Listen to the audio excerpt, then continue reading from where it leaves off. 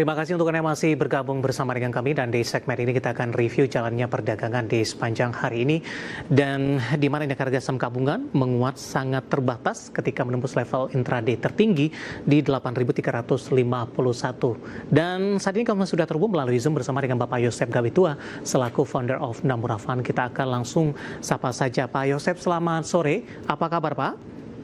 Selamat sore Mas David, kabar baik.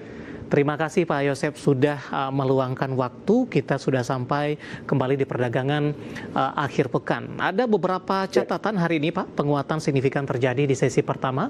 Intraday tertinggi kembali disentuh di 8.351. Kemudian memasuki perdagangan sesi kedua penguatan lebih ke arah terbatas. Bahkan intraday indeks harga saham gabungan sempat ke zona merah di 8.273. Analisis Anda secara teknikal Pak Yosef, fluktuasi harga IHSG hari ini?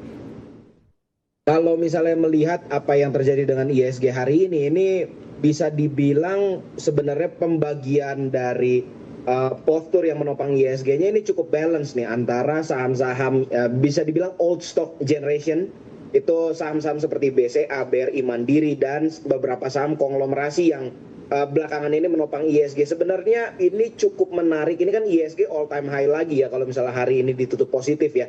Jadi ini cukup menurut saya sih ini masih akan jadi tren bullish yang cukup kuat mengingat inflow dari investor asing juga cukup besar di seminggu terakhir ini. Dan yang menarik adalah kalau misalnya ngelihat inflow dari investor asing ini, investor asing kembali ke saham-saham yang memang mereka majority di dalamnya. Saham seperti BCA, Telkom, Astra itu mereka borong kembali. Bahkan saham seperti Unilever yang mungkin udah sekitar 7 tahun nih, buat orang-orang yang nungguin saham Unilever nih kayaknya udah mulai balik lagi tren bullishnya, akumulasinya juga bagus. Jadi menurut saya tren bullishnya masih akan berlangsung, tapi ya nggak bilang bahwa hari Senin akan langsung naik lagi, nggak, mungkin akan bertahap lah. Tapi setidaknya break all time high lagi itu menurut pandangan saya melihat bensinnya masih cukup kuat. Baik, secara intraday tadi indeks harga saham gabungan sempat menembus ke intraday tertinggi tadi Pak di 8.351, penguatan terbatas jelang penutupan. Dari pandangan Anda, apakah memang ini merupakan juga salah satu strategi dari investor keluar dulu, terlebih dahulu di posisi ambil profit terlebih dahulu, karena di sisi lain para investor masih menantikan rilis data inflasi Amerika Serikat yang sempat tertunda karena shutdown yang akan dirilis di Jumat malam nanti waktu Indonesia Barat. Oke, kalau ngelihat kenapa intraday-nya sempat 8.300 dan sekarang kempes, ini kalau misalnya kita lihat index movernya ya, ini yang cukup signifikan mendongkrak IHSG itu saham TPIA nih untuk hari ini. Jadi mereka baru ngumumin juga mengakuisisi Chandra Asri mengakuisisi Esso, itu bagian dari Exxon Mobil di Singapura, SPBU, jaringan SPBU-nya ini diakuisisi dan sempat bergerak signifikan, tapi di akhir hari ini menjelang penutupan ini perlahan kempes lagi. Itu yang membuat IHSG sempat terdongkrak cukup signifikan dan akhirnya perlahan kempes seiring dengan harga saham TPIA yang belakangan ini juga beberapa menit terakhir ini juga ikutan kempes. Jadi ini sebenarnya bisa dilihat dari indeks movernya, mana yang memberikan dampak besar terhadap IHSG, dan ketika saham tersebut porsinya cukup besar, pergerakannya juga akhirnya memberikan dampak signifikan terhadap IHSG. Itu sih ya, kalau ngelihat dari penurunannya di beberapa jam terakhir menjelang penutupan. Baik, tapi di tengah asing kembali agresif masuk ke pasar modal, terutama di Kamis kemarin di atas 1 triliun lagi ini, Pak Yosef. Sebenarnya apa yang membuat asing kembali masuk ke pasar modal Indonesia? Apakah kondisi ini hanya berlangsung sementara ketika di beberapa pekan lalu asing juga masuk dengan nilai yang jumlah fantastis, IHSG pada waktu itu juga mencapai rekor tertingginya. Apakah kejadian serupa akan terulang atau dari sisi lain Anda melihat akan lebih konsisten ke depannya dengan catatan net buy tinggi di perdagangan Kamis? Oke, itu benar yang Mas David bilang, investor asing borong banyak. Ini kalau misalnya kita lihat dari awal minggu aja tuh udah 3 triliun lebih nih inflow dari investor asing ke saham-saham di IHSG. Sebenarnya apa yang menjadi alasannya? kita bisa point out beberapa alasan lah, tapi alasan yang sebenarnya yang membuat akhirnya investor asing masuk itu cuma mereka yang tahu.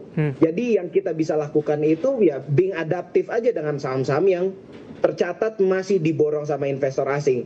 Ibaratnya ini kan ISG lagi tinggi, dan kalau misalnya lihat beberapa saham yang diborong asing seperti BCA Telkom itu, ini kan harga sahamnya baru menyentuh bottom yang cukup dalam kan. Misalnya contoh seperti BCA nih, hari Senin harga sahamnya masih kalau nggak salah 7 ribuan tuh BCA, 7.200, dan sekarang udah di 8.300. Jadi itu yang menurut saya membuat potensi ISG bergeraknya masih cukup panjang, karena ISG naik sampai all time high ini bukan karena saham-saham ini kan.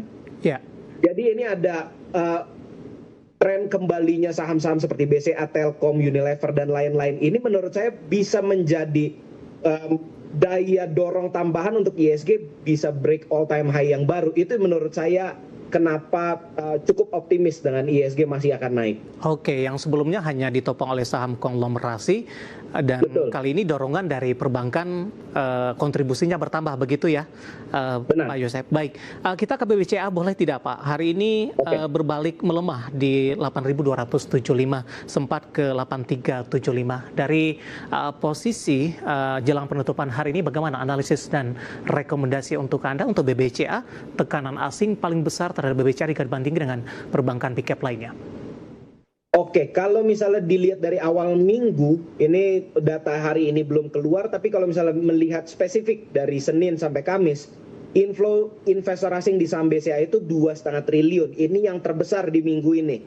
Dan harga sahamnya pun seperti tadi udah di-mention, dari 7.200 loncat ke 8.300. Ini cukup signifikan, dan menurut saya melihat inflow-nya sebesar ini, wajar melihat inflow sebesar ini dan kenaikan harganya yang terjadi cukup cepat, wajarlah ada koreksi-koreksi seperti sekarang. Ini kan nggak diikuti dengan BRI, Mandiri, dan BNI kan. Jadi ini BCA signifikan sendiri, makanya wajar nih kalau misalnya ada koreksi.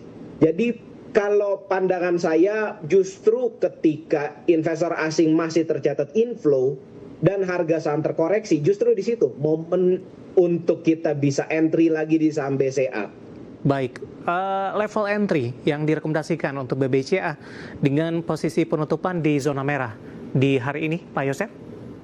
Kalau menurut saya di level penutupan hari ini 8.275 sampai 8.100 itu masih level entry yang cukup baik menurut saya. Jadi bisa dipertimbangkan lah di pekan depan antara di level penutupan hari ini sampai 8.100. Baik, penutupan hari ini di 8.275 melemah di 0,60%, sudah mengalami kenaikan yang cukup signifikan dari level 7 ribuan. Saat ini sudah di 8.375 intraday tertinggi hari ini. Koreksi yang terjadi masih wajar dan tren BBCA masih dalam posisi akan berlanjut. Dari BBCA kita beralih Pak ke perbankan Himbara.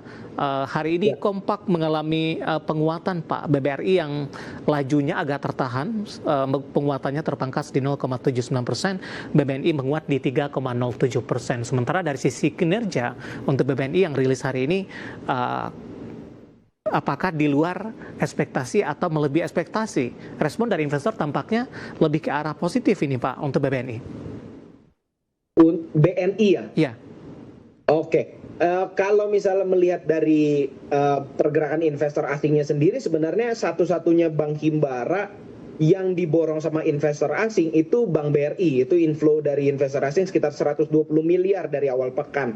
Jadi kalaupun misalnya harus memilih di antara 3 bank Himbara ini atau ya bank under Danantara ini, saya lebih nyaman, akan lebih nyaman untuk simpan saham-saham yang memang ada yang backupnya nih kayak gitu. Jadi investor asing borongnya BRI, kalau saya preferensi pribadi, menurut saya lebih aman kalau misalnya kita hold di BRI kalau misalnya memang baru mau masuk. Untuk BNI saya nggak ada masalah, menurut saya.